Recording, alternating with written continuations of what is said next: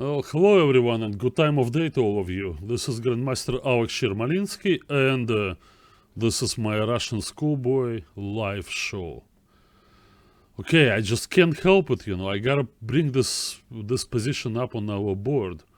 The game in progress, one of the biggest games of the recently started US Championship that we all been watching. I participated in the chat for some time today and this is the big game today, the big billing. Caruana with white against Nakamura.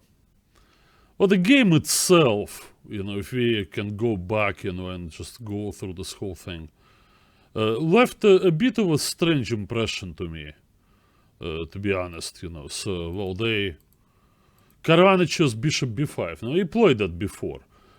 Clearly, that was not a surprise for Nakamura. Well, Fabiana, of course, can play d4 and play various open Sicilians, but, well, judging by the move knight c6, I had a feeling that Hikaru probably prepared to go into the Sveshnikov. Maybe that's what Fabiana decided to avoid. Anyway, and that early capture on c6. Recently, I've been working on book of Garry Kasparov's Revolution in the 70s. Made a lot of videos that are going to be released soon, and you guys gonna be busy binge watching those episodes. There are gonna be a lot of them.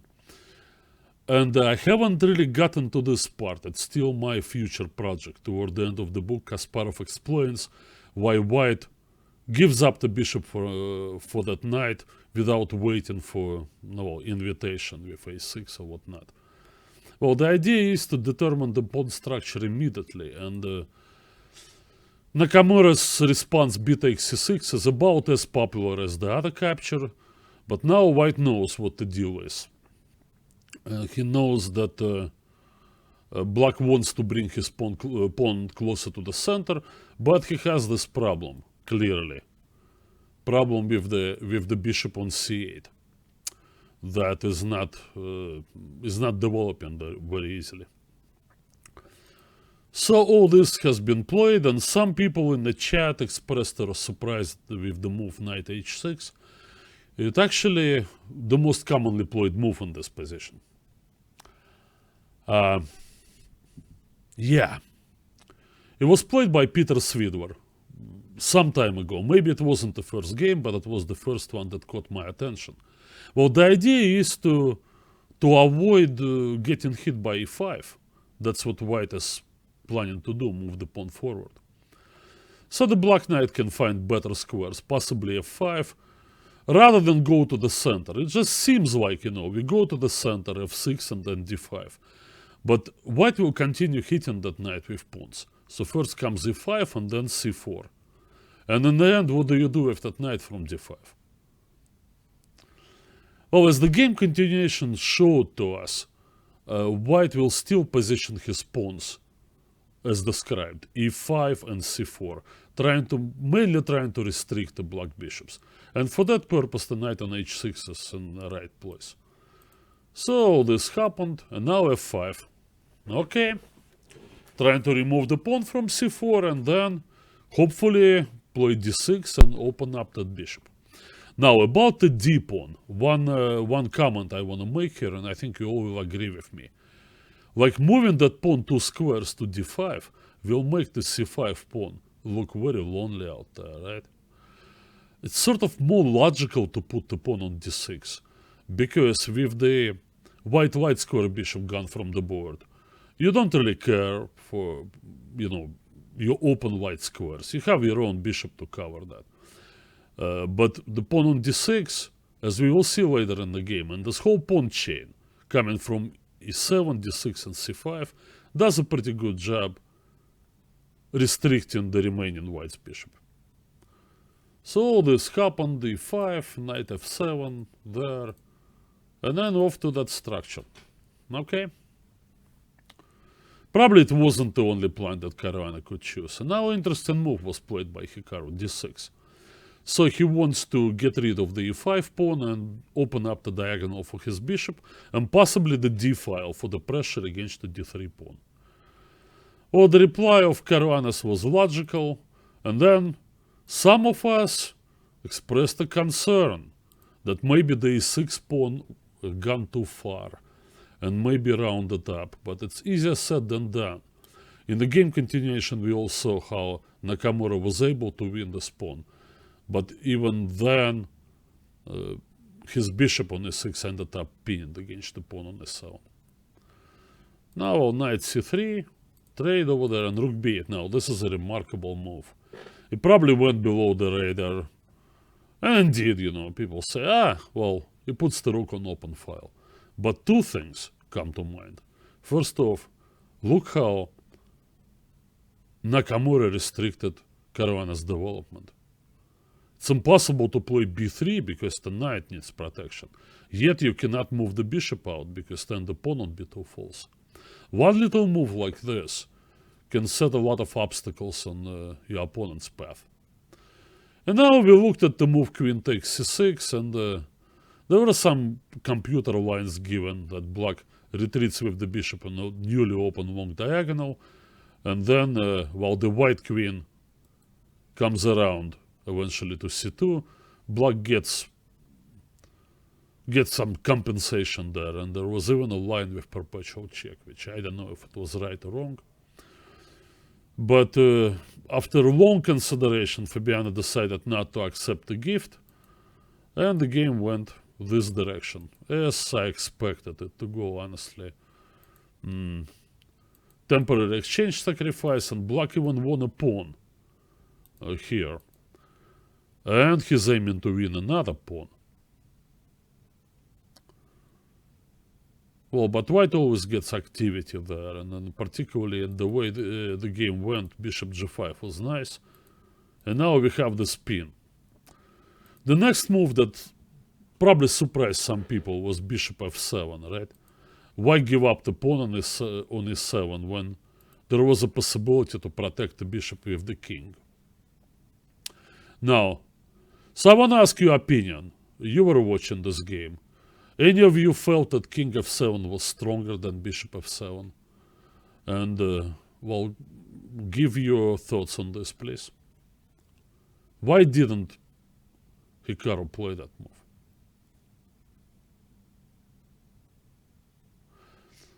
Obviously, one problem is the pin on the e-file and just inability of this bishop to move anywhere. But one may think that king to f7, then rook to e8, then maybe go back with the queen and then pull the bishop back to d7. It takes like 4 moves. And in the end, you know, well, I don't know if the pawn on e7. Anyway, I want to hear you out on this. In the meantime, what else do we have in progress? I think there is one more game. It's between Naroditsky and Zheribuk. And that game, honestly, was even more of a mystery to me because of the very strange way Dan Naroditsky handled the opening. Yeah, Pidone Rosso, I agree with you. King f7 really ties the black pieces down and slow. Slow is probably not it's excruciatingly slow. It's like snail pace. Well, it's... But what is white to do against all this? I mean, how to use all that time offered to you by black's slow play? Is that some kind of attack with f4 and g4? I doubt it's gonna work. It's certainly not going to be the breakthrough in the center with d4 that would probably allow black to win the pawn on c4. So what is that white can do against the plan with king f7?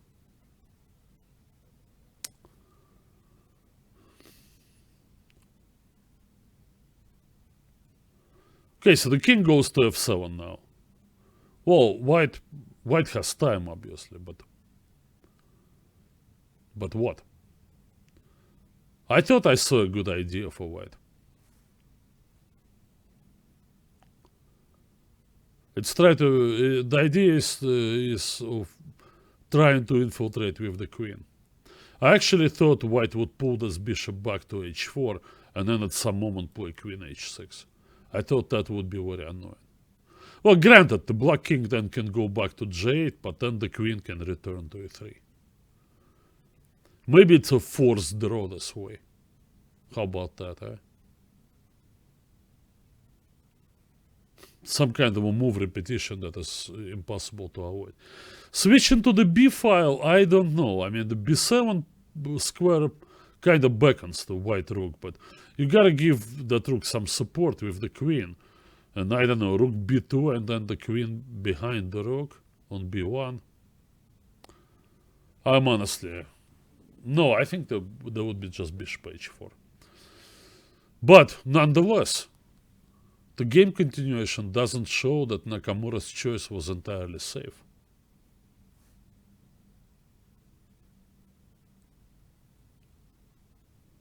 Look what he did. He went back bishop f7, white traded there, and then next was a passive looking move rook a8. I think Hikaru counted on playing d5, which he did on the very next move, and exchanging all the pawns. But no, he lost his c5 pawn, and the resulting position turned out to be a bit unpleasant for black. For a while, Hikaru played some obvious moves, got his rook out of there. Now he can protect it laterally from e6 if needed, which he did. And then he even played h6. Now this is an interesting move, right? Inviting white to take on h6 and win a pawn, taking the game to the rook endgame. But in the resulting rook endgame, black will show some activity first. He will go rook to e3 and attack and win white a pawn. So Fabiano correctly ignored it, and he went instead bishop d2. And the next twist in this game, I don't think that white had a particular threat in this position. I think what annoyed Hikaru is that he couldn't move his rook, right? What do you do now? If you move your rook just on the c file, then you drop the a6 pawn.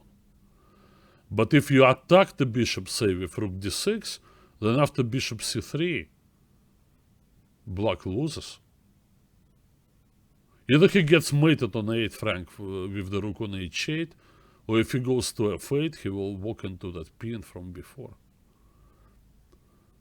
So after I looked a little deeper in this position, I realized that g5 may have been the only move. So this is how it all turned out. Now it's white with the extra pawn. And I assume some winning chances. And as they went through a series of moves, we came to this position. No, it's not a draw, obviously. Okay, maybe I should go and move back. Maybe here. It's not a draw, right? White can play on. Sometimes endgames like this can be won. But I want to ask you my next question. Wouldn't you guys go a5 here with white? Just put the pawn on a safe square, create some kind of bridgehead on b6. Maybe you can even play rook b6 at some moment. Because in the resulting situation, well, white will have a far advanced passed pawn in case of a trade on b6. And he can create another passed pawn on the king side with a lot of distance between those pawns. So some opposite cover bishop endgames can be won by applying this particular strategy. Obviously, that's hard to force black to take on b6. He can just keep the rook on c6 protected by his bishop. Say bishop goes to b5. Or if needed, move the rook to e6. But still, give me one reason why Fabiano didn't want to put his pawn on a5.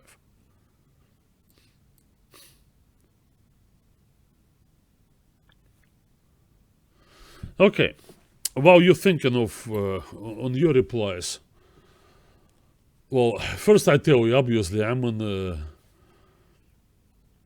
the safety of my own home here, so I didn't travel to St. Louis, so I don't have any kind of inside track on at home in St. Louis, and St. Louis Chess Club and Scholastic Center.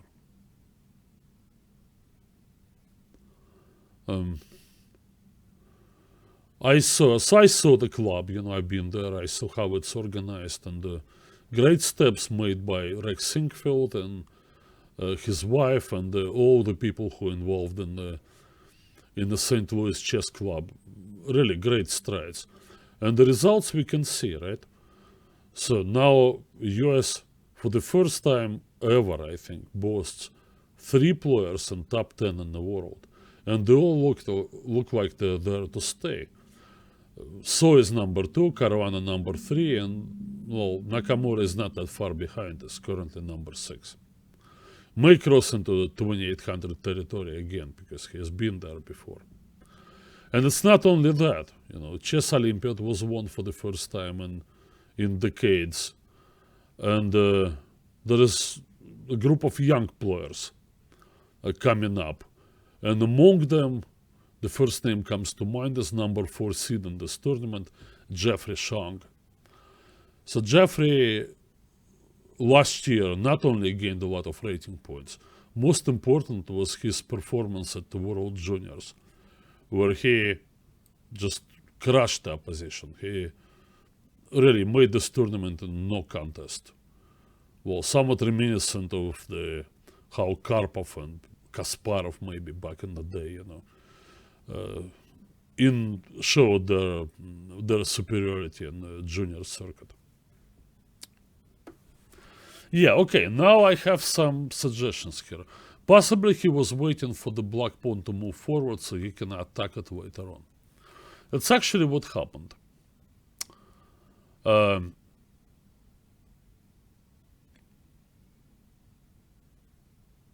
Yeah, trying to lure black into some ill-advised adventure with a5. Yeah, maybe that was possibly, but the problem when black gets to play a5, which he did, is that the white pawn on a4 also comes under attack, and black can now speculate on the rook trade without worrying the world, because he will always win the a4 pawn as soon as he loses the a5 pawn. I think that's exactly what happened. So a5 was played, and now bishop b3, and nothing to do here, and then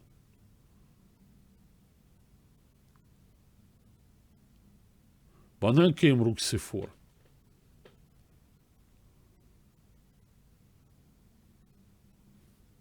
Question here, isn't this a bit too late? Because you don't get to take the a pawn. What's the reasoning behind this Nakamura's play? He sacrificed the pawn going for the rook trade. And surprisingly, to many of us, Caruana played rook d8. What's up with that? What would have happened in case of a rook trade?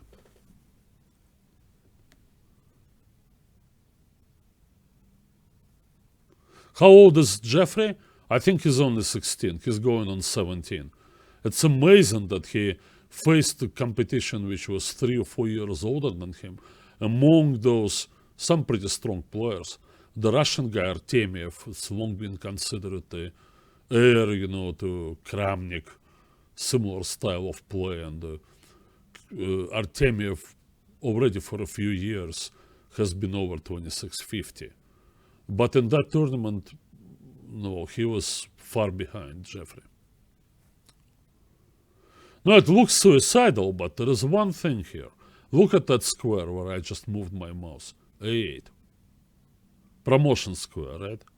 And it's of a wrong color in relation to the white bishop. What it means, that after we trade rooks on c4, black will shift the defensive duties among its remaining pieces. He will use the bishop to protect the pawn on f5, more likely from d3, and make a run with the king, go into a8. And then what? What can white possibly do? He can make a passer, granted. He can push the passer forward, supported with the king. He will force black to give up his bishop for the g-pawn on g6 or g8. Doesn't matter how many moves it will take. But in the end, white cannot win, because he has the bishop and the useless a-pawn. Now, this is very deep insight from Nakamura. That's what makes a great endgame player. It's not only the ability to calculate long variations without losing the position in your mind's eye, and it's not only the knowledge of general endgame principles, like king in the middle. No, we'll stop with the all endgames being drawn. Let me just finish my thought here. So there are two things necessary for a good endgame player. One, of course, is ability to calculate and not to lose a sight of a remote position, some 20 moves ahead, possibly even. Knowledge of firm grasp of positional principles, so you don't make holes in your pawn structure and you use your king and put your rook behind passed pawn and yada yada. But there is also the third thing, is the ability to find target positions that are simplified, simpler positions, and knowing exactly what they are, and turning these positions that you want to reach into some sort of guidelines, if you wish, to try to reach if it's good for you, or try to avoid if it's not good for you. So this good theoretical knowledge of typical endgame positions. And that's exactly what Nakamura showed in this game. I tell you what about all opposite cover bishops being drawn. You move that white pawn from the A file to the B file, and white will win that endgame. The only reason why black draws in that opposite cover bishop down 2 pawns, it's because of the wrong promotion square for the A pawn in relation to the white bishop, which happens to be a dark square bishop. So, of course, Caruana knew that too, and went off to some... I think he was rather playing this out clearly, that with the only 2 pawns against 1 on the same side of the board, no passers, it is impossible to win. And finally, I think they reached a draw officially here after the rooks were traded on b1. I don't have the official result here, but I do believe that the game ended in a draw. You know, what else? Okay, so what does this draw mean for the tournament?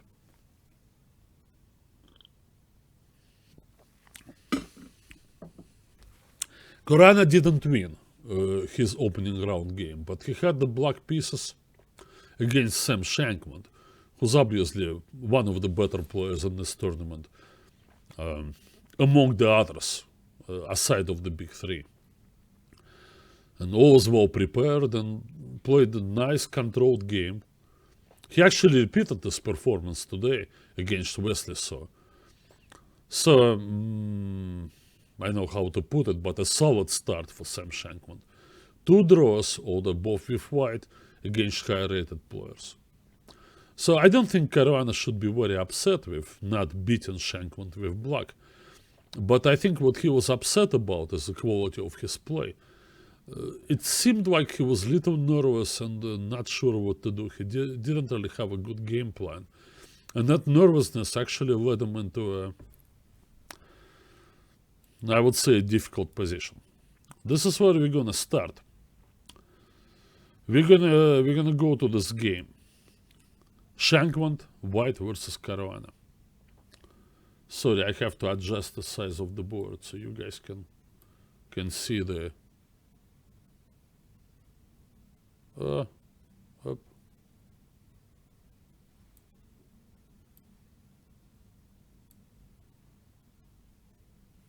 I don't know. Is that good enough? Yeah, I think so. So Shankland opens up with d4, and then we have the Nimzo. I mean, Caruana used to be just a Grunfeld player, right? But It's impossible to stay on this top level playing only one opening. You expose yourself too much for opponent's preparation. Yeah, I could close the other board. Yeah, you're right. I absolutely don't need the other board. Let me just... Okay, let me do one more thing to make it look nicer. Yay! Shankland Caruana. Okay, we have it. Yeah, so now Fabiano front openings, he can basically play, aside of the King's Indian, he probably doesn't play that. He plays pretty much every opening. Queen's Gambit, I've seen him play on the black side, and the Nimza, of course, and the Greenfield is still there. Huh, something was blinking. Yeah. But Shankland played this interesting move order, knight f3. One would expect, white to go a3 and grab that bishop while you can. But I guess knight f3 has its advantages. I'm not sure. Obviously, it's possible to play d5, which takes the game into what they call now the Ragozin, or what they always call the Ragozin. It's a mix of Queen's Gambit Declined and Nimza. Favorite opening of Levon Aronian and many others.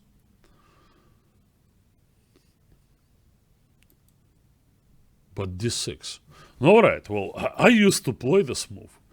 In this particular position as well. I mean, why did I play it? Well, two reasons. First, it started with the need to avoid theory and play longer games in order to win in... Why is it blinking, huh? In order to win games in open tournaments, right? No, against capable opposition, but still the kind of opposition that I was expected to at least to try to win with black. Say at 2500 level.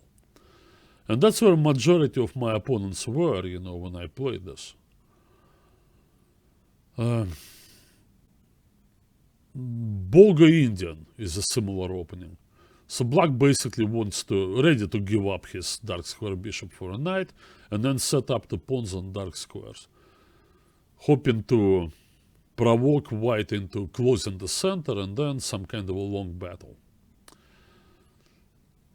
Well, when I got to play in stronger tournaments against players equal to my strength and even stronger, the forces of inertia kind of carried me into this position, maybe a step or two too far. I honestly did not study that much of mainline theory of the Queen C2 Nimza, or the Nimza itself as the opening, mainly relying on those closed formations, and I got burned a few times. Oh, white now fianchettas and b6.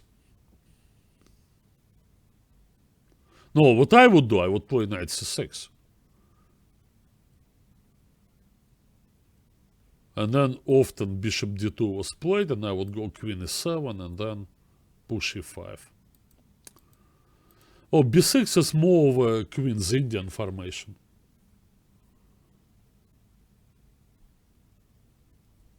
Yeah, I think it stopped. I don't really know why it happened. Maybe it's something with my computer. Anyway, so b6, it's another step into a different direction. That's the beauty of the Nimza Indian. The opening allows black so many different formations. You can play it like the Queen's Gambit Declined. You can play it like the Bogo Indian, as I described. You can play Nimza Indian things. You can even try to turn this into a Dutch. That's exactly what happened in the game. Capture here, and knight e4, and then f5. So it's the Dutch with the fianchetted bishop on b7, and great control over the e4 square.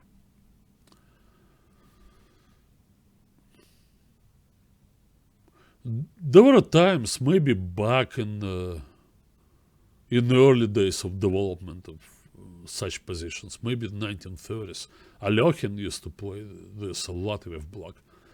And it all seemed very attractive for black, and a lot of games black simply won. But then certain methods were found how to play this with white. And most of them revolve around this move, d4, d5.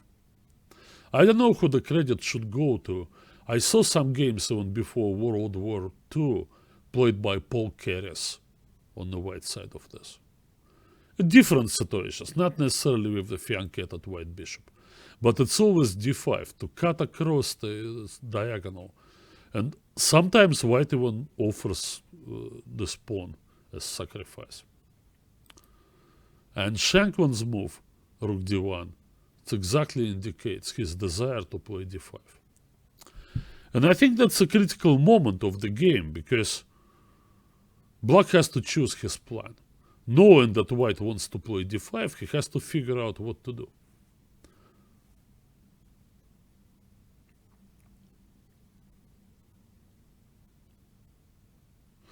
No, well, Pidone, that's how it is, like the defensive position. You play with the black pieces, no, you're gonna have to defend. You're Sicilian, well, you're also defending, but maybe you're defending in a more dynamic situation, but the danger is greater to your king. I mean, black has to defend, that's how the game's set up. Or defending doesn't mean that we're just playing for a draw. Well, for now we're playing to equalize, but hoping that it's going to be a long game, and eventually hoping to outplay the opponent. So right here, I mean, black has to decide, and then he played rook a8, basically just bringing all the pieces together, aiming at the king side, but the white's king side beautifully defended by this formation. That Catalan formation with the fianchetted bishop is real hard to play against, to develop an attack against. Alternative, to play c5. Thinking that now d5, look, in this situation we don't have the c pawn back on c7. We don't have backward pawn. We actually have some kind of a Benoni formation with great control over the e4 square and some possibility of advancing the pawns on the queen side and or attacking the pawn on d5, either from f6 or possibly from b6. Actually, I don't think that Shankland would have played d5. I thought, hey Mohammed, I thought that white would rather take on c5 here. I really thought so. And after this, maybe employ a strategy of trading pieces and kind of clearing out this logjam in the middle in order to double up on the d file and hit that pawn on d6. So I thought of this. I even thought little further along this line, trying to figure out how black would deal with the weakness on d6. It's sort of hedgehog formation, but it's somewhat compromised by the move f5, you might say. Although maybe some good points about it, the square on e4. Or the square on e4 is only temporary, white can play f3.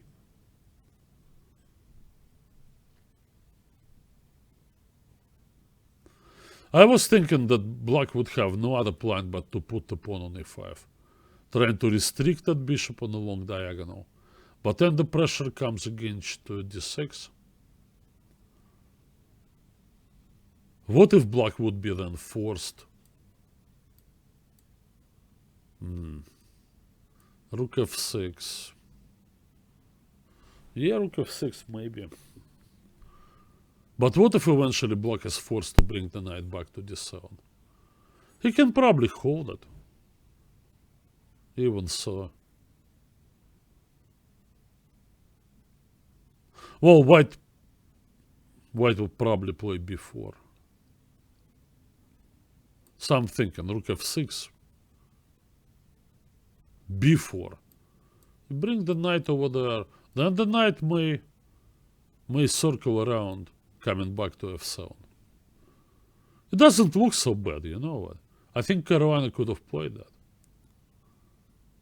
The thing is, however, that it hardly offers black any winning chances. White is somewhat better. I don't know about clearly better. Okay, he may be clearly little better. How about this? But it's just little.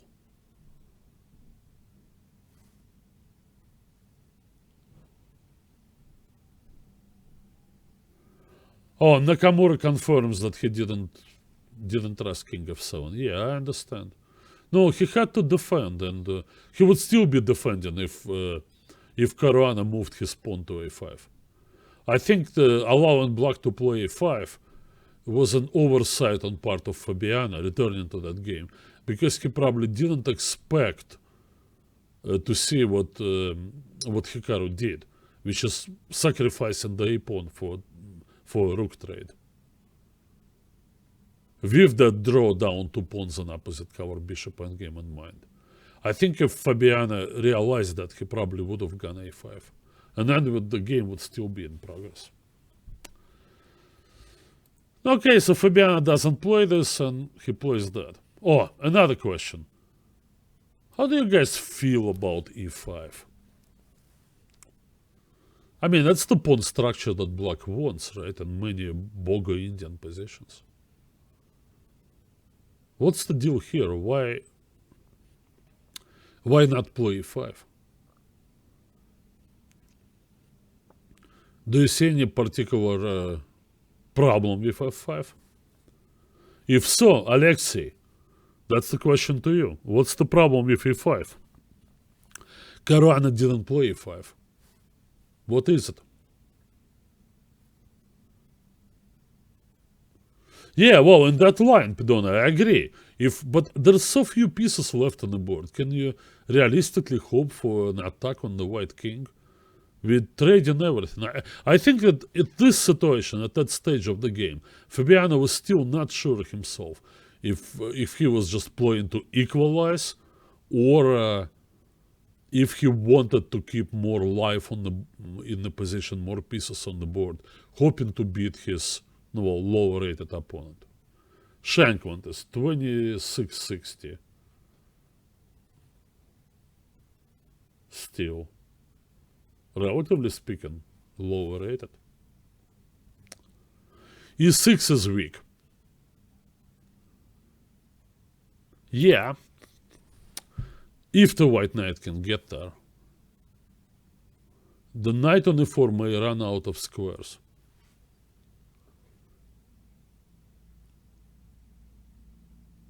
Okay, so what are squares for the knight to retreat from e4? c5, okay, they can be taken away. f6 back. Here we discover one problem. The pawn on f5 that is not protected. So the real reason it's not some kind of a deep positional consideration. It's the immediate move knight h4. I'm familiar with this because once I walked into a similar problem against Mr. Six-time national champion Walter Brown, the late Walter Brown, a great player. And I found this extremely uncomfortable to defend against. I mean, e4 is also under attack. Black brings the other knight and he loses f5. I mean, possibly black just loses a pawn. Is that possible? No, well, yeah, given time, he would generate something. That's the main problem of this position. The reason white was able to play knight h4 and attack f5 is just because black played two moves, b6 and in particularly bishop b7, that is not part of your Bogo Indian setup. There was the Queen's Indian that somehow converted into a Bogo Indian pawn structure, with the bishop totally on the wrong diagonal. But it does absolutely nothing against the pawn on d5, and doesn't give necessary protection to the pawn on f5. Forget about this rook on e8, it could have been back there. Instead, imagine if instead of all this, black would have the rook back on a8, bishop properly on c8, the pawn on a5 as it should go to, and then he would play knight c5. Then what's the problem? The bishop from c8 and the rook would protect sufficiently the pawn on f5. The knight on c5 would be safe for now against b4, and black all around would have a great position, would probably play g5, would say thank you for giving me a tempo, or two, for my kingside attack. The problem with Caruana's setup in this situation was that he was coming to it from the wrong opening, from the Nimzo Indian, rather the sub-variation with similar to Queen's Indian, rather than from the Bogo proper. So he simply had no time to do this. E5 would be maybe the only attempt really to play for a win. It was just not available for him. So he plays capture, and now look at this pawn. Tries to counterattack d5. Now, this is a very typical exchange, and played quickly by Sam. And now he is doing two jobs with the rook. One, he doubles up if needed to protect the pawn, and two, ready to switch to the c-file. Black's position is unpleasant. It's not that much worse, but it's unpleasant. Particularly from the point of view of playing for a win. There is zero targets here. What? Where is the target? White's king side is like in perfect shape.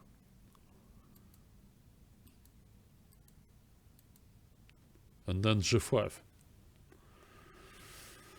Now I find it difficult to criticize Caruana for this move. His position was certainly unpleasant already. At least he was looking for this. Suppose white goes knight d2, right? Knight takes f2. Queen takes, and then we take the rook. So tactics will help.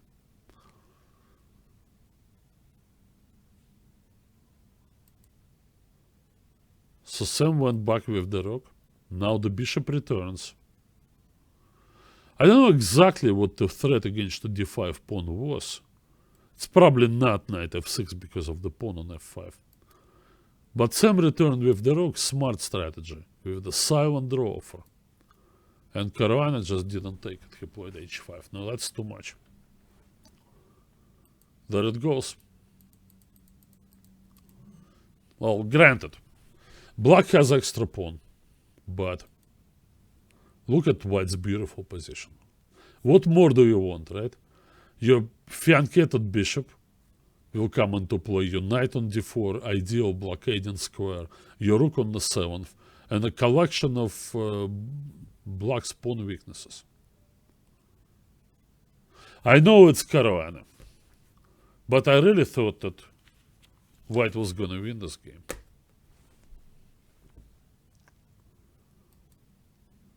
Why didn't Shankland win the game? No, right. I know. I'm not going to win any friends by saying this. My answer is, he's just not a good enough positional player to do this. Now, what positional players do, they, the best of them, is that they look at the creating of the existing long-term factors in the position, and they also look at creating more stable factors that will carry on for the duration of the game. By definition, they're not in a hurry. Now, what possible activity does black have in his possession? Advancing a pawn on the queen side. It's probably never going to happen, at least not anytime soon. White controls b5. Intercepting the c-file, no, the bishop is under attack, and it's not going to work. Moving the knight somewhere, no, well, you can hop around, but exactly going where? Besides, if you go to some awkward place, maybe d2, right? Then white can take on e6 and play bishop d5.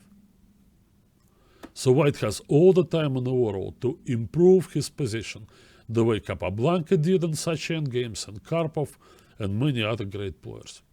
Now, what needs improvement? He did good with a draw from this position. Oh no, I absolutely disagree with that. I absolutely disagree with that. This is a kind of position that doesn't matter if it's Magnus Carlsen or Fabiano Caruana on the other side of the board. If you're a 2500 player, you should try to play it for a win. Fabiano himself in a post-game comment said that he was surprised how easily his opponent let him off the hook. Now, so what positional players do, they think prophylactically. They think, what could be my opponent's potential counterplay? And that's going to be f4. Granted, not right away. First the knight has to move away. But eventually it's going to be f4. f4 is the only breakthrough that may shatter, white's stronghold in the king side and the center. By extension, f4 will undermine the knight, maybe give black some access to the white king. That's the only real counterplay attempt. So white's task is to eliminate it. And let me show you what white should have played. Bishop f3. My move. I give myself 2 exclamation marks for this move.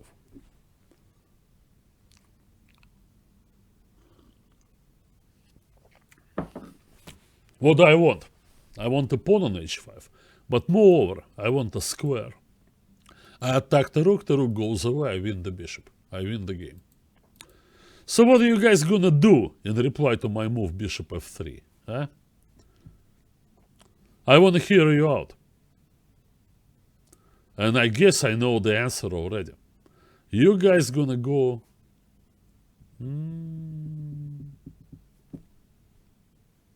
What? Hey Harun, join the party. We're right in the middle, we're looking at yesterday's game between Shankland and Caruana. The moment where Shankland let his opponent off the hook. Bishop f3 is my move. I know what you're gonna do. You're not gonna give up that pawn, you're gonna go g4. Alright, good job. Exactly, Jonathan. Bishop f7.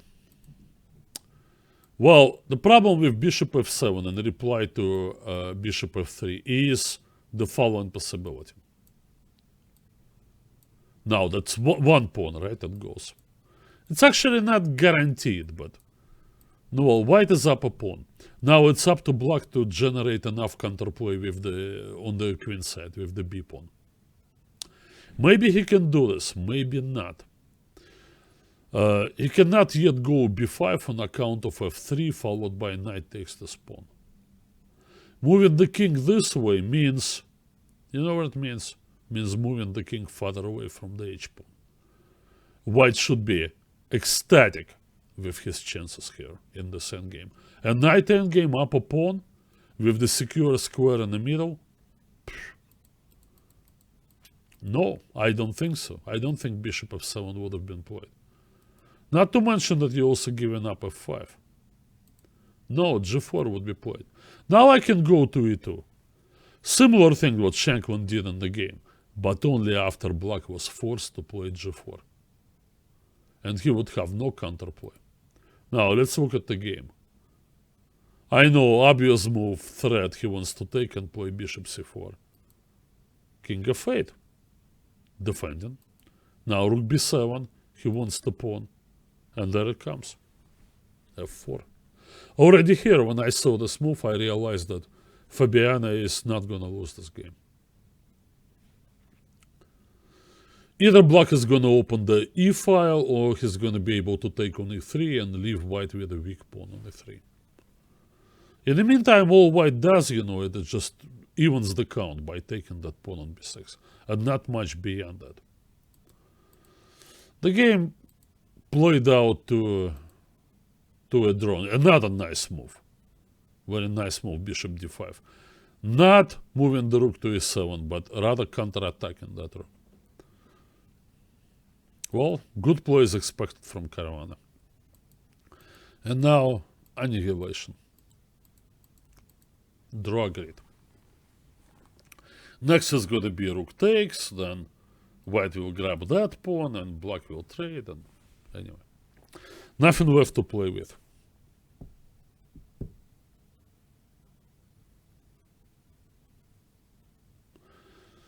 So, that's how it is. One hasty move, bishop f1. He wanted to come to b5, he wanted to do all these things, but possibly leaving this knight unmolested allowed black to play f4. That was another reason. Okay. Sometimes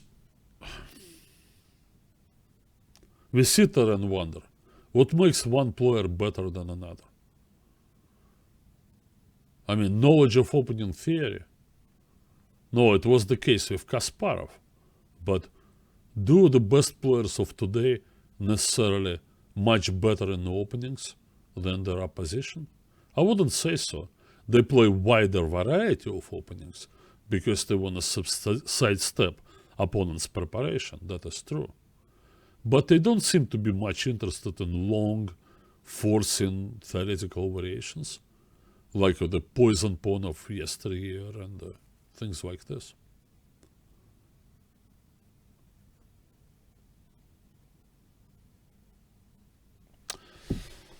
Well, I guess it's kind of masked, right? That understanding of the game, that old term much favored by Botvinnik and some others, it kind of masked by long extended opening theory and the ability to calculate variations. We can watch this player and see some good games that he plays, whoever he is, and we think, oh, this guy is good. And then somehow it comes, oh, I'm sorry, it comes to a moment. Okay, let me go back. Like this. And that's where we see that, no, there's still room for improvement. I would say this, to Sam Shankland, until he learns this way of thinking that produces moves like bishop f3, well, his progress is going to be slow. Well, Sam has been at the 2650 territory already for a few years. We expect him naturally to become our next 2700 player, and he hasn't arrived there yet. Maybe the reason is that he's not thinking of moves like bishop f3.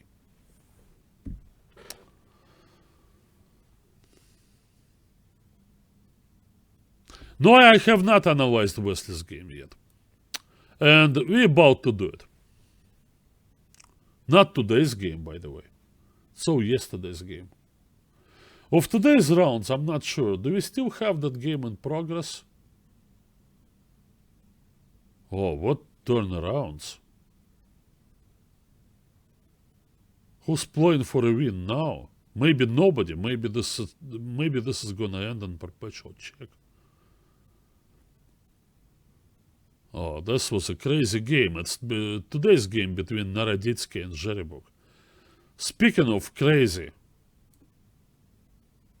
you're familiar with this, right? The Najdorf. How's this for crazy? I mean, I thought I've seen it all. Well, judging by the way this game went, some 10 moves later, move 16, I see White's position in total ruin.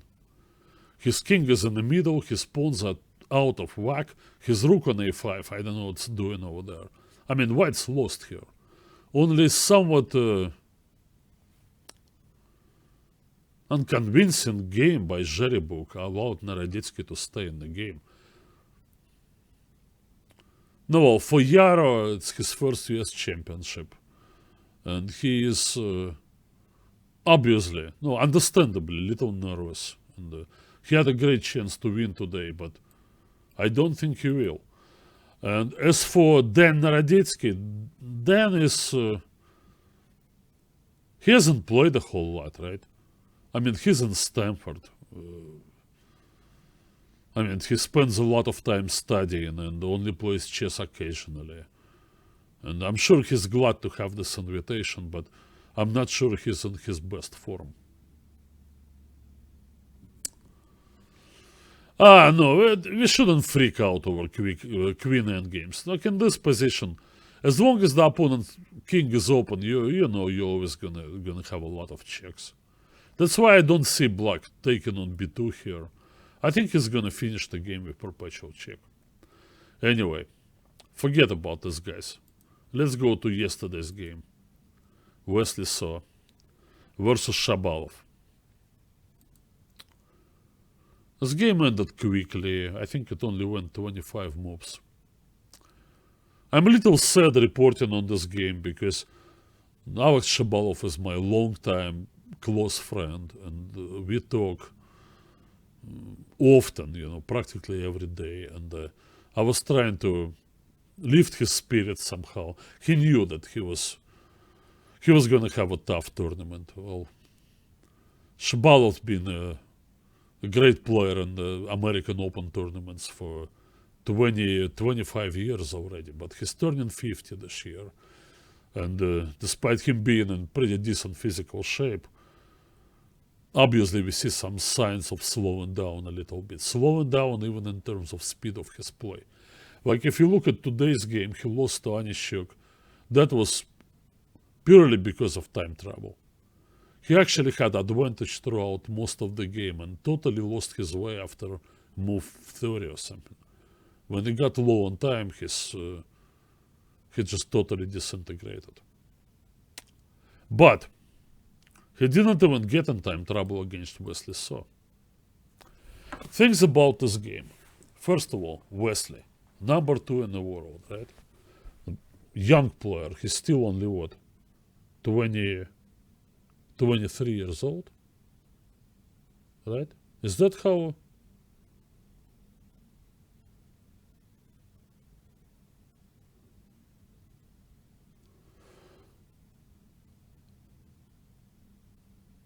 $29.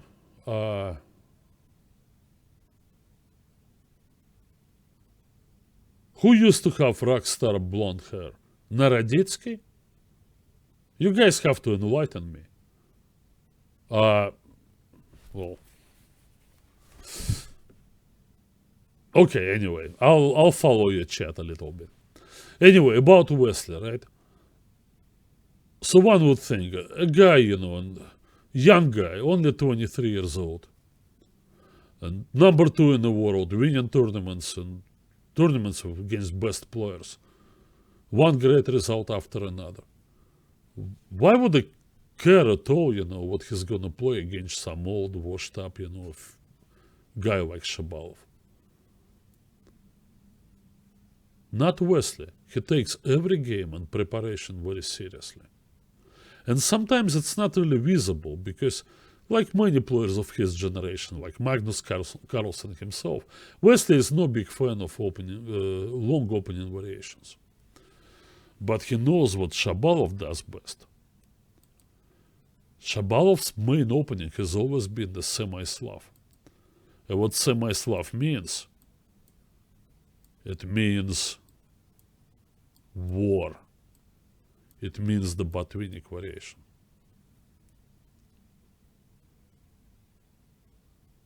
Wesley says, thank you, you're not gonna play that. E3. Great opening choice. Well, I guess normally Shabalov would still play his semi-Slav. He's pretty good in the Miran too. But maybe in his preparation, because I think he played relatively quickly.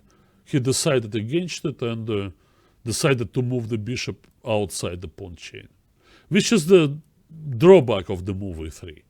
So you avoid the Botvinnik, you keep your c4 pawn safe, but you allow that bishop to come out. Yeah, Ozo, good evening, of course. Shabalov, yeah, it was Shabalov. Naroditsky, yeah. Well, Dennis, remarkable young man he is. When I was in San Francisco, he was a kid, right? So I knew his father, Vladimir, and I knew how much was invested into Daniel's future in chess. And Daniel really returned that investment, best way any parent could wish for. Extremely serious kid he was, indeed. Wrote a book, not a bad book it was, when he was only 13. And studied real hard, Well, I really didn't have much impact on his development. We had a few sessions, but there were other more important teachers and coaches in Daniel's career. And look at him now. He's in one of the most prestigious schools in the country, and yet he maintains his 2646 rating.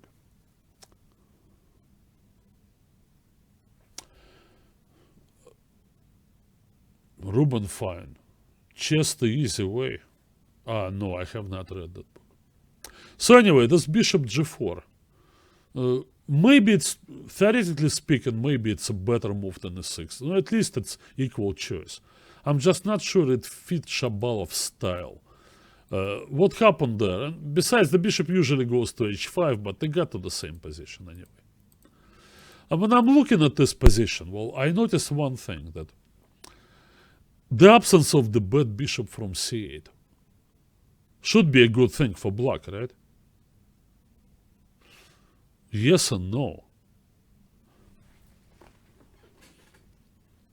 The downside of not having that bishop is that your usual operations involving dc4 and then b5 and c5, the operation you play in the Miran variation, when it's designed to create room, good position for the bishop on b7 and a long diagonal, now becomes pointless, useless, and rather dangerous for black, because he would open up his queen side to be exploited by white's Catalan bishop that now has no counterpart.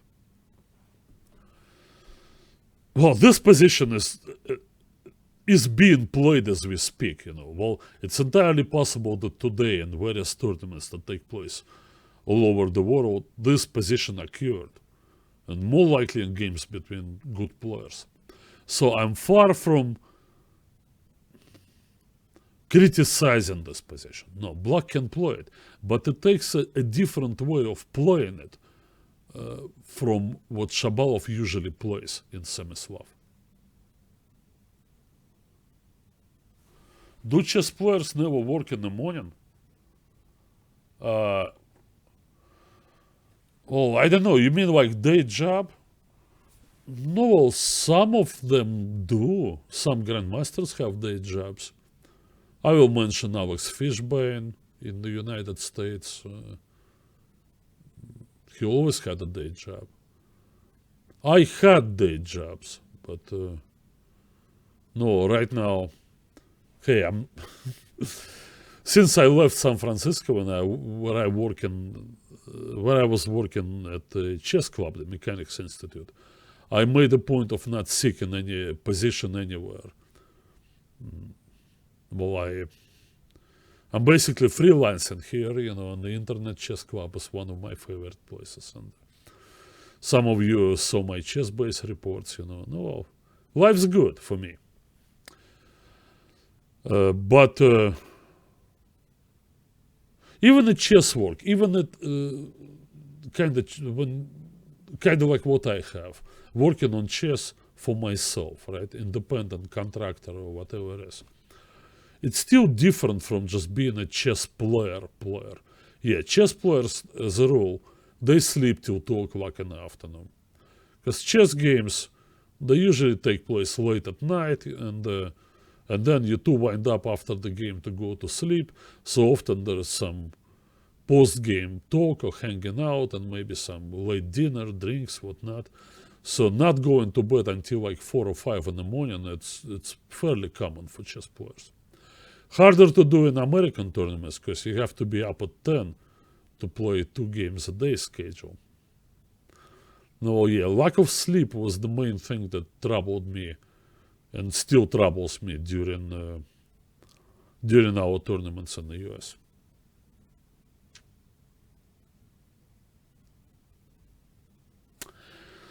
Yeah, but in my case, well, I actually wake up early. I schedule my private lessons usually for early morning hours, 8 or 9 in the morning. Like to get it over with, before I can focus on following chess tournaments or doing live shows like this one. Oh. Anyway, so to this position, Wesley goes g5. It's not the only move tried in this position. I find this move principled move. Interesting. I was wondering if this is playable, right? So you have this and you hit the pawn on g5. You may have to trade your e4 pawn for the g5 pawn.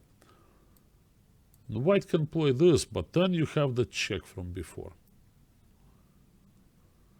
I think that's what Shabalov had to play. Now, this is kind of not his style. Yeah, the knight relocates to a decent square, f5, but the problem remains, what to do next, what plan to choose. I don't like this move. This is your Miran move, right? To take on c4, then go b5 and c5. But I already mentioned, what are you liberating with? The bishop on c8, it's no longer there. And you're opening it up, dangerously so. No, I don't like this. I would have probably gone knight b6 here. Hoping to provoke white into playing c5, then I go back and play b6. Well, what white did, queen to g4, it's a nice move, active move and protecting h4, but it didn't do much in helping white to connect his rooks. Therefore, if I can open, say you go bishop d3, and I do this, if I can really open it up, you're not quite ready to maintain it. Your rook's there, unprotected. Novelty a6. Okay, if it was a novelty, then it sucked.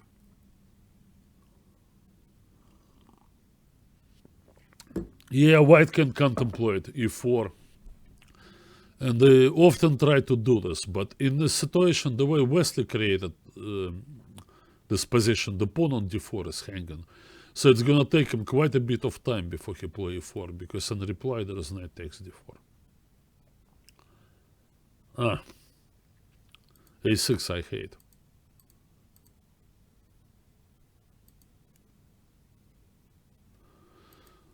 One good thing among many I can first mentioned by Alekin. Alekin said that a true master should have no fear of simplifications, if it's the right plan, if it's the right move. He shouldn't be worried how I'm going to win this position, do I have enough? He should be playing the right moves and let the game take care of itself. Purposely playing for complications, similar in a way to what Caruana tried to do against Shankland, is the wrong road. And Caruana almost paid for it. Look at Wesley. He didn't play d5. Position is getting to be pretty sharp. So the white king will always, is never going to be safe. Obviously the black king's stuck in the middle, but that's what Shabalov likes. That's what he thrives on.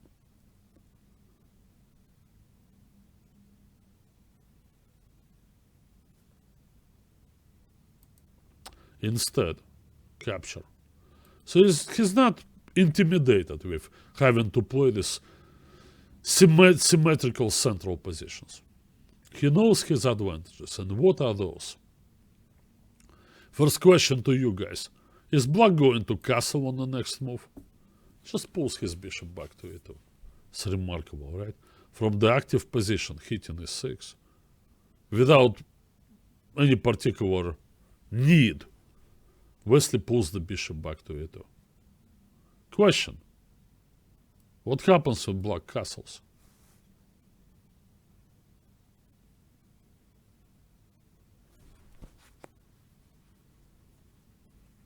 Rat defense.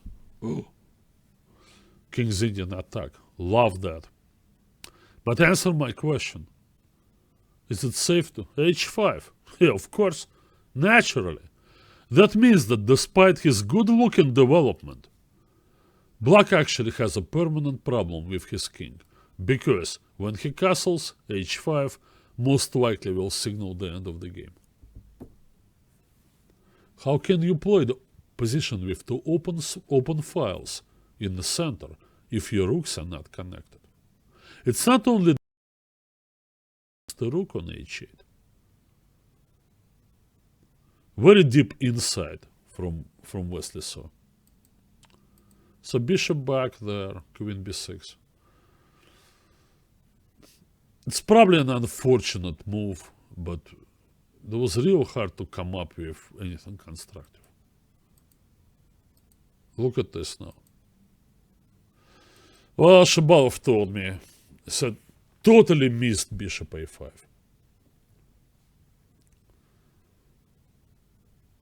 Oh yeah, bishop a5 was a strong move.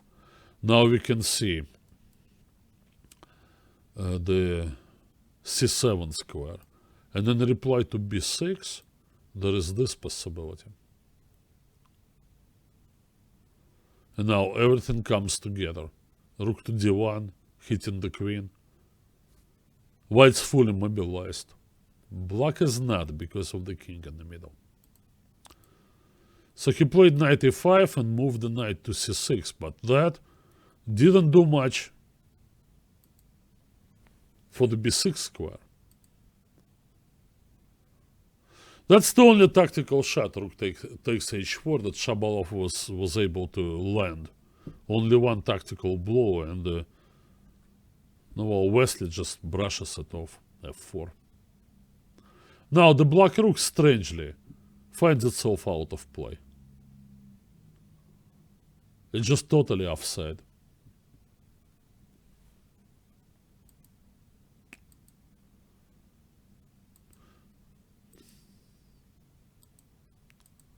And the final stroke. The bishop comes to the diagonal. Now the knight on c6 is pinned. You cannot unpin because of knight d7 fork. Now the rooks are in about as worse placement for the rooks, you know. If what I ever seen in Shabalov's chess, he played knight b5, queen there, and then the final stroke, rook d7. 29 moves only, and a crushing loss for Shabalov. That certainly didn't help his confidence. Yeah, it is difficult for an older player to feel confident when you face with younger generations.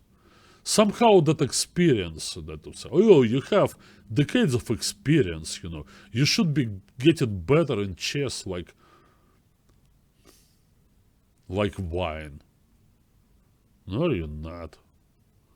The so-called experience is mainly losses that you remember, failures. Somehow losses have a tendency of staying in your memory longer, or maybe more distinct than wins.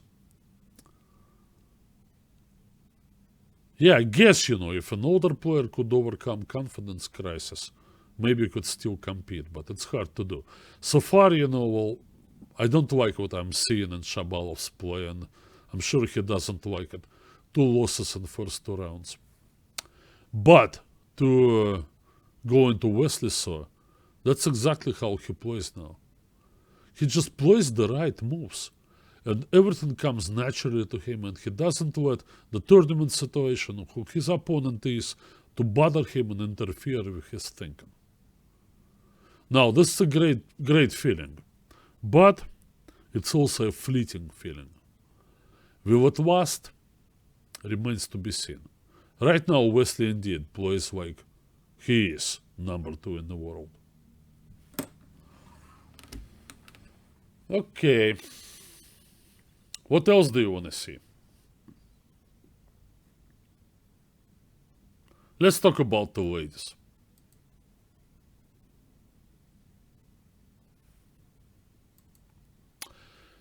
In yesterday's opening round of the Women's Championship, there was one upset, and a strange one at that, because four-time champion Anna Zatanskih had a long game where she had the black pieces and some advantage throughout against one of the young players in this tournament. I'm not even sure I remember who she played. Only in the end, in the drawn rook endgame, her opponent defended well enough. Anna made a horrible blunder and ended up either mated or losing a rook, and she resigned. So that's the outright upset, obviously, in the tournament. But some other of pre-tournament favorites did not have easy games yesterday. Both defending champion Nazi Paikidze and Miss seven-time US champion Irina Krosh had the black pieces and they could never get their game off the ground. I guess that competition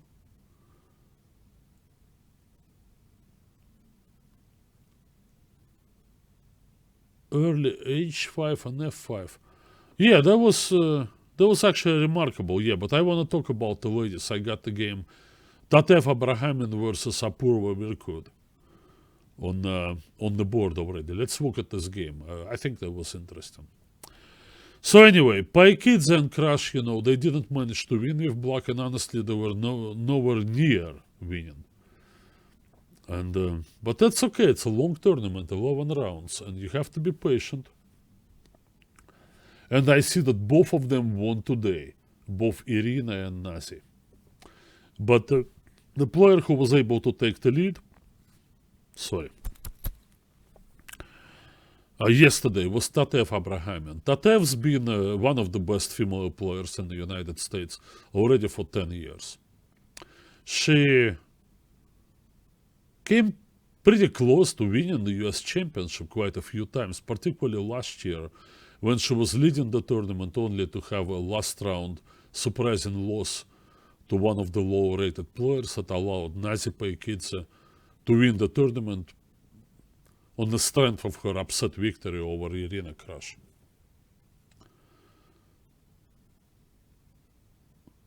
Yeah, well, good strategy for Nazi. She didn't play a whole lot, That's the problem with our, best female players. They simply have nowhere to play, right?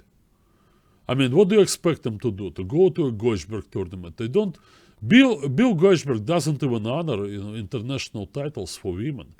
To him, like, if you're not a grandmaster, then you have to pay your entry fee. And women grandmaster just doesn't cut it. And so they go there. There are no women's prizes. There isn't a whole lot in terms of class prizes they can play for.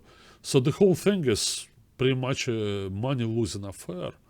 I know how it is because my wife, Kamila Baginskaite, she's constantly in between, like quitting the game and then wanting to go back to the game. And no, besides women, a lot of them have responsibilities, husbands, households, kids, all the jobs too.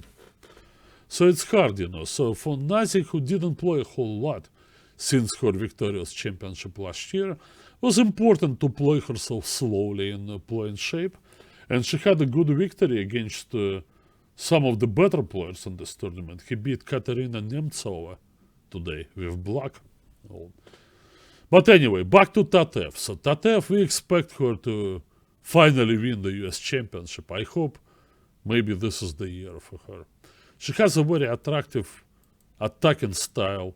She loves to play against the Sicilian. So in this game against a younger player, I think college age player, Apurva Virkud, Tatev was happy to get her English attack going. Tatev plays the English attack against any kind of Sicilian. So she just loves bishop to e3, queen d2 and castles long. But in this game, she stopped halfway.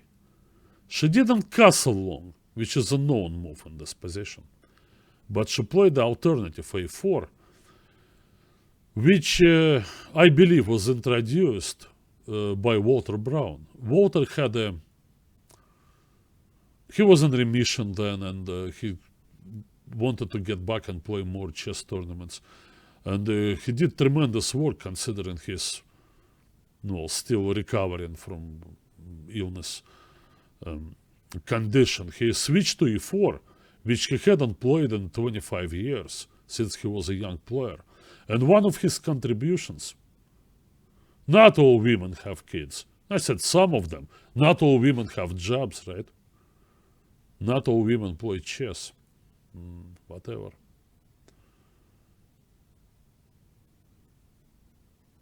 True. Anyway, about Walter. So he studied very seriously on the white side. Obviously, he had a lot of experience with the Sicilians, to neither of being a career Sicilian player. But this was one of his discoveries, to play this move a4, designed to undermine Black's queen side. In a situation where the white king seemingly had already committed to the queen side, g4 is played. But Walter was never afraid of anything, and that was really his style. And now knight c4, which is considered the main move now. But white is happy, as usually she does, in English attack, to give up that bishop for the knight. Because the bishop on f1 is rather useless for white's attacking concept, and having the rooks connected could help. So once again, even in this position, it's not clear how white should continue, but the most aggressive plan begins with the move a5. White is trying to round up the c4 pawn. One advantage of the English attack, good protection for the e4 pawn. And now came queen c7. I gotta tell you this. I'm unhappy. And I tell you why. I see a young player playing in the US Championship, not for the first time. And she prepares for this game. I'm talking Apurva. She's preparing for this game. She knows exactly what Tatev is going to play. She just knew it. Tatev always plays the English attack. This is only 13 moves into the game. And yet it seems to me that Apurva Virkud was totally on her own. That's a little bit too soon. Simply more work needs to be done. The theoretical move in this position is d5, as played by many, including number one authority on all things Naidorf, the Israeli Grandmaster Boris Gelfand.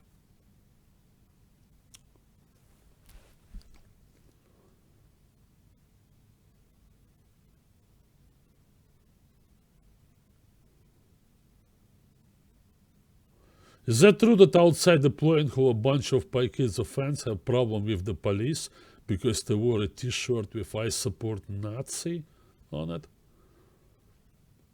Yeah, I guess they could. I'm not sure it would be the police they would have to worry about the most. I don't know, there are a lot of youth, in the streets of St. Louis, who may take exception and you're wearing a Nazi shirt.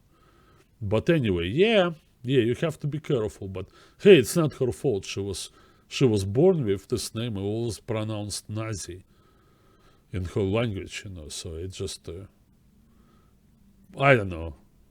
If I were her, I'll probably go through this usual pains with a legal name change, maybe not, maybe she doesn't care. Anyway, you can just correct the spelling, to make it sound like it should sound, Nazi.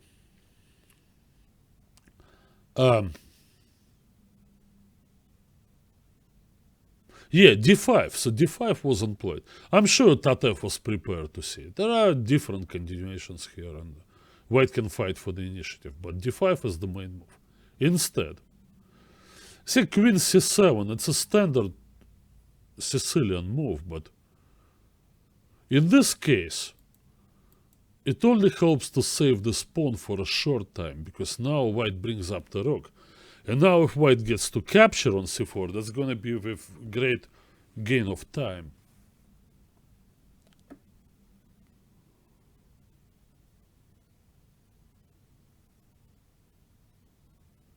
Anand introduced a4 in the year 2000. Well, anyway, around the same time I saw Walter Brown playing it. But, alright. I mean, hey, well, this is different continent. I probably played somewhere in Europe or whatever, you know. I'm an American player. What do I care what they play over there? I mean, I see our hero Walter Brown played it. To me, it's a Brown's move. Anyway. I don't really believe in the authorship, you know, of chess moves and ideas, and I mean, as intellectual property. What difference does it make?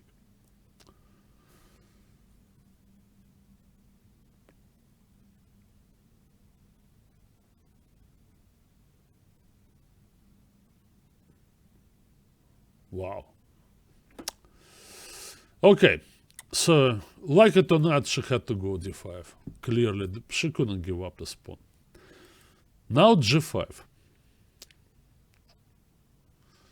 I mean, I'm probably not a big fan of black's position anymore, but my Sicilian instincts here tell me to go knight h5. I know knight doesn't have any particular future over there, but who knows, maybe under better circumstances I'll get somewhere f4, possibly even g3. This seemed a little bit submissive. Although maybe she had that particular idea in mind, right? The pawn sacrifice, but she's opening that white square bishop, going all the way against f3, rook on h1, and castled king. But I know Sicilians, it's all about who gets there first. And Tatev has a great deal of experience with this. Maybe it's somewhat accidental that she had this winning continuation here, but I actually don't think so. I think Tatev's feel for this position just guides her in the right direction toward the right continuations. White wins here by force. c4. Sacrifice. And then the point. Knight c6. Driving the black queen away from protecting that bishop on d6. Simple and effective. I'll spare you the rest of the moves. Clearly black could not defend. Well, she's not only a good attacker, you know, well, it's not really an attacking game, right? She went a4 and did all these things. It's just this combinational play in familiar structures.